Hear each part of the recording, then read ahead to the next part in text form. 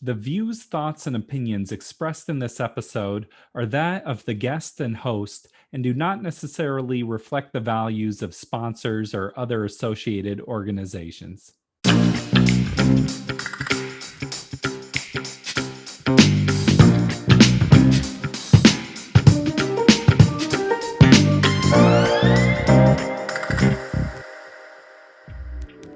Welcome to the Parental Compass presented by Family Education and Support Services.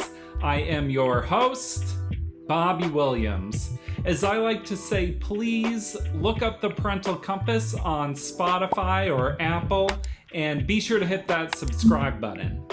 Every parent has their own style, and there's no correct way to do it, but it's important to think about what is that style? What are the patterns that you fall into? What is the other parent's style? And how do you maintain balance through it all? Here to talk with me, returning to the show, is Howard Winkler. Howard has worked with thousands of parents on this issue and is just a wealth of knowledge on it. So let's check it out. The different styles we take on would be oftentimes described as either very rigid or very loose. We use the terms a brick wall and we use the term jellyfish sometimes to describe those opposites. If you're a brick wall style parenting, if that's your style, then you might be very rigid, very demanding, very requiring, and you might even also be critical of the child, all with the good intent of getting them to understand the right way to do it. The other side of that can look like what we call marshmallow parenting, and that, or jellyfish. And marshmallow, which would be very soft, very nurturing, very kind, very understanding, give the kid a lot of room, etc. And that, of course, also is full of love in that we want the child to be happy and to have a good life and to have a good self-image and to not experience failure, etc. And then a piece of that also can be where the child feels perhaps the lack of the parent's presence because perhaps there's an addiction or there's mental health issues or something comes into play that's distracting to the parent, and they're absent in ways that the child experiences a sense of abandonment, or at least wondering if they are seen by us. Yeah, that's an interesting point, that sometimes caring enough to give consequences for misbehavior, when you're giving a consequence, it's kind of work on you as a parent, or it can be.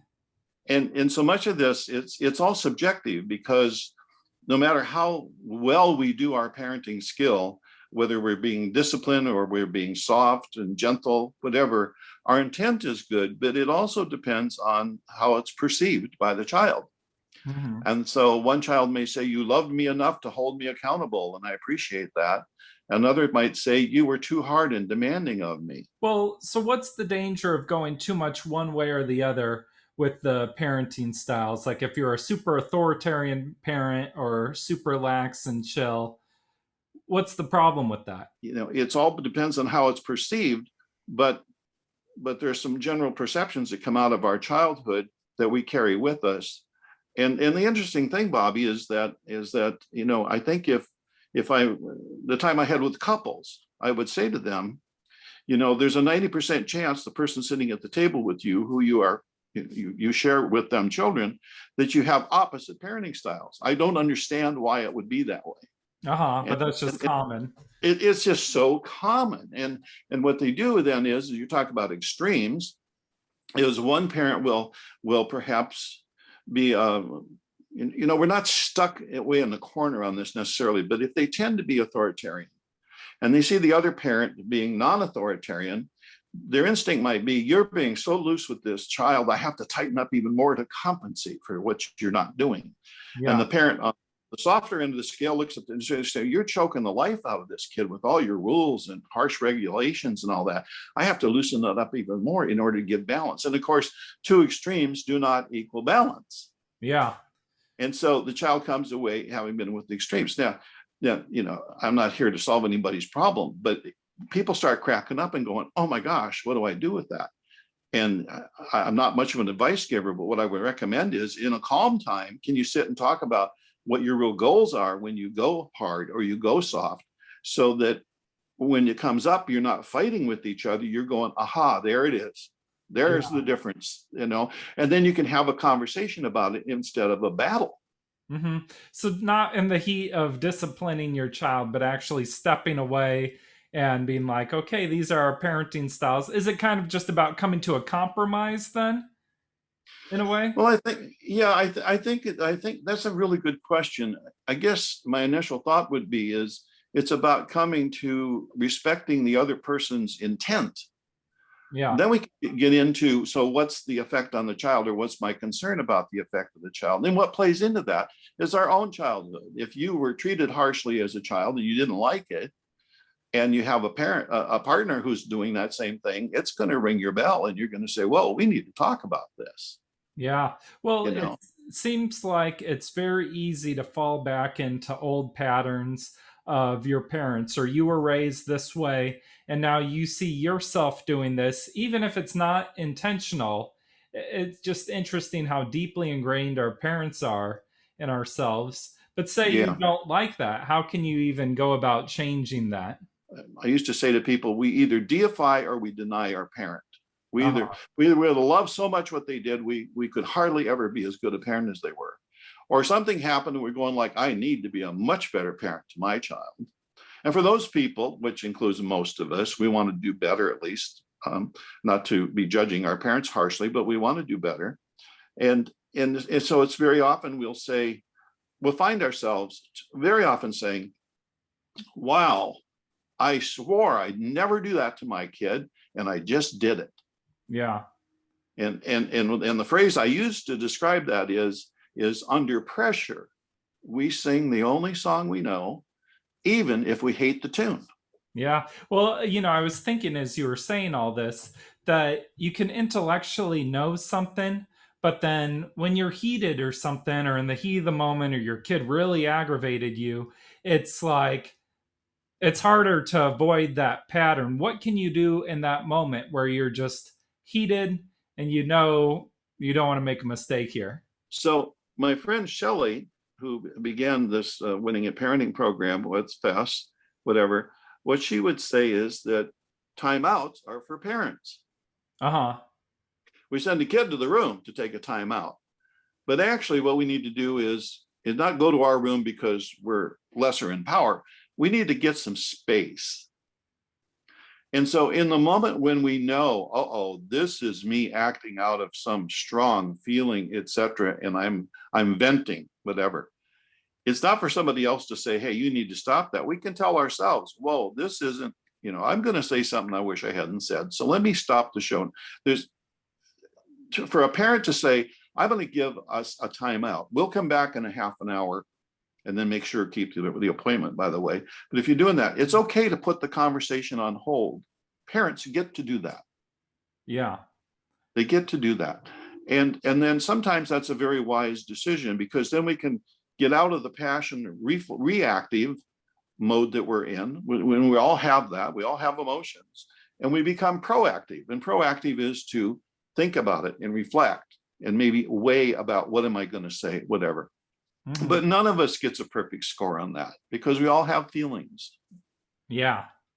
No, So it makes sense. I want to go back to the different parenting styles and this idea of a marshmallow parent. I imagine if there's a parent that really wants to save you from any pain, do the difficult things for you, that could be kind of disempowering away, or feeling like you don't have much self-confidence. What do you think about that?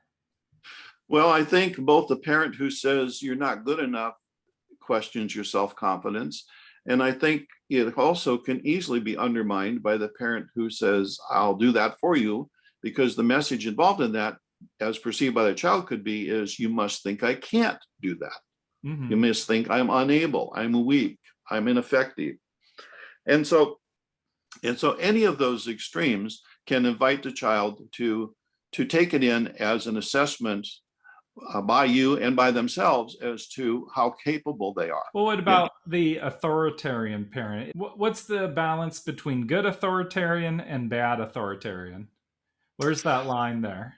Well, and mine, and I'm not so sure that I understand all the language of authoritarian and authoritative, but one would be more like, I have the power, I have the wisdom, and you need to just listen to me. I'll tell you all the answers. Hmm. The other view of that would be is, I have some answers and some questions, and I'll discuss them with you. And as you go along, then you come up with your own answers to Mm. this. And so one kind of claims the authority, and the other uh, offers a discussion. Mm. There may be some strong opinions in it, but it's not a dictatorial conversation. Yeah, it's not just my way or the highway. My way, exactly. My way, the highway. Or you're bad. Or, Mm. or if you were as smart as your brother, you'd get better grades. Oh my goodness. It's kind of the difference between just dominating someone and having a dialogue.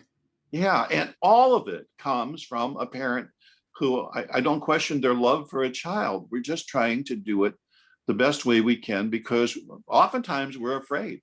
Hmm. We don't want if they get too hurt, then my child's hurt, and my job is to protect them. Some people think it's their job to make their child happy, by the way. That's a whole other thing we can explore. Well, I'm interested in that as far as happiness, because you have some interesting ideas about that.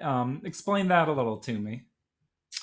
Well, I think, just in a nutshell, I think that our concept that we can make somebody else happy is really worth reflecting on, as to what does that really mean. I think happiness is a result. It is not a destination. I think it's not a goal to make somebody happy. Happiness comes from that person's own perspective on how life is, how they're experiencing things, how they're feeling in the moment, perhaps how they're feeling in the bigger moments of life. And so whether they're happy or not, we can do things that would cause them discomfort and perhaps unhappiness, and we can do things that would cause them, we would think, the big aha, wonderful moment. But it really boils down to what the individual does with it. And so the person who says, I never wanted my child to be disappointed or to be made sad, because sad is bad and happy is good, it's worth reflecting on that, going like, well, but life isn't that way. It's not all of sudden, everything's temporary. And so we want happy moments. We want them to view their life as being happy and appreciative of our efforts. Sure. Let's throw that too. But on the other hand, if their happiness depends on what you did, then that's not necessarily an empowering thing to do to somebody. Hmm. So I possess happiness, I'll give it to you, as opposed to just discussing how we're feeling about. Yeah, or just like an internal sense of satisfaction, because it's like you can eat a ice cream sandwich and feel good for a second, but Yeah, that's very different than just having that kind of comfort inside of like knowing yourself and being a strong person. And I really appreciate that idea that it's like, I don't know, I'm not elated throughout my whole day all the time. It's like life no, is such a balance of everything. yeah, yeah, exactly. Well, we often ask people, how are you doing? But it's interesting. I'm not so sure how often we really tell people how we're doing, because most days, like you say, it's a mix. So, how Yeah. can you get yourself to be a better balance of these parenting styles? Or what does the ideal situation look like? Are there any tips for getting there? If I could write a book, we'd have $1 million, and I give you a couple bucks. But Hmm. I do think that, again, it all begins with love. So our intentions are good. We do need to question that.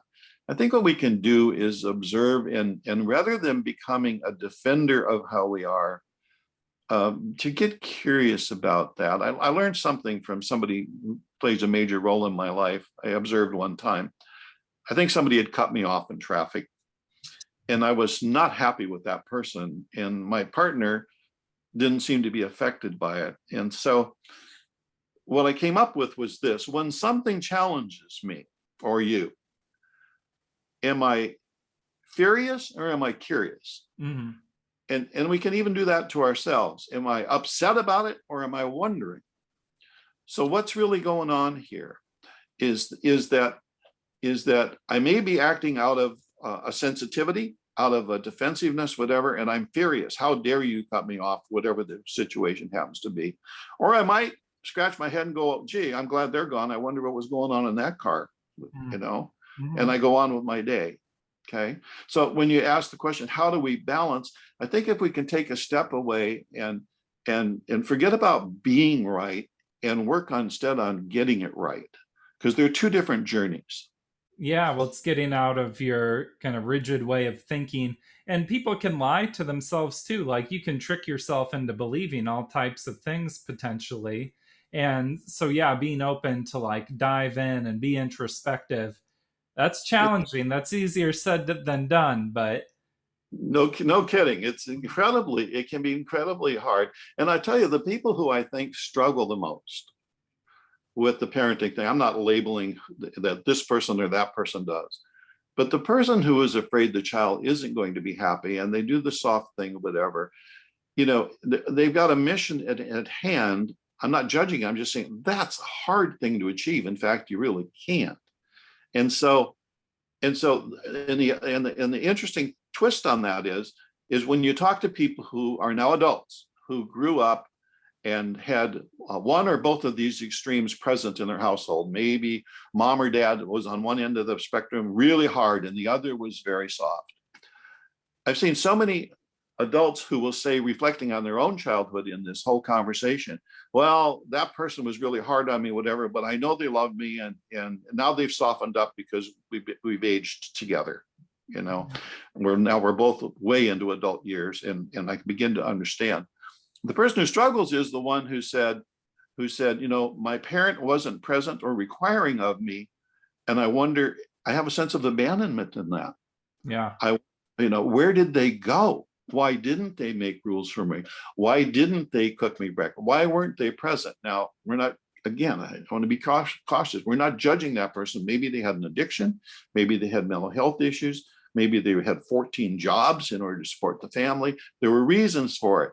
But the child may have come away from it going, wow, where were you? Was I important enough for you to be there?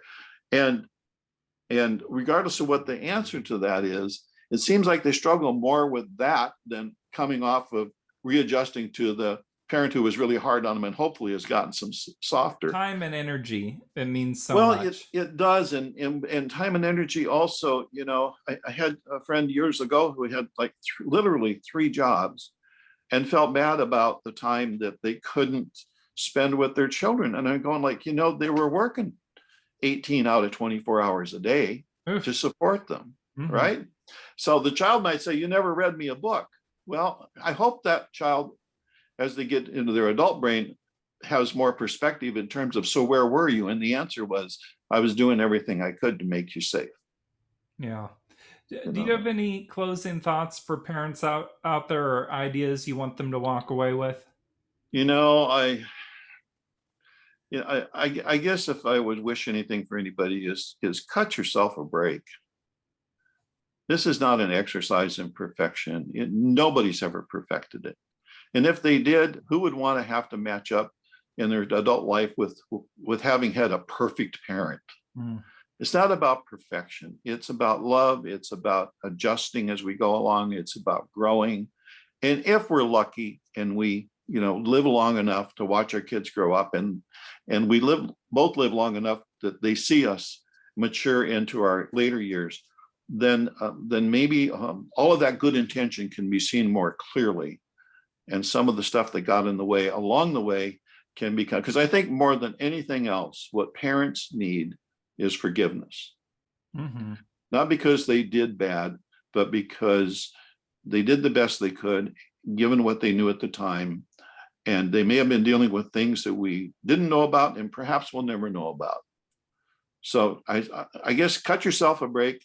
And if you have parents around yet who maybe it wasn't a perfect world, I hope you're able to also connect with them at the level of love that perhaps didn't come through in the moment when everybody was younger.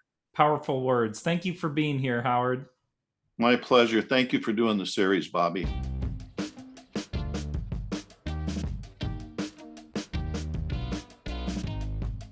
Thank you, Howard.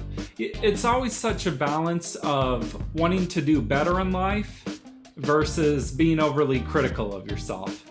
So we got to remember to be kind. We hope you've enjoyed this episode of The Parental Compass. My name is Bobby Williams. We'll see you next week. Peace.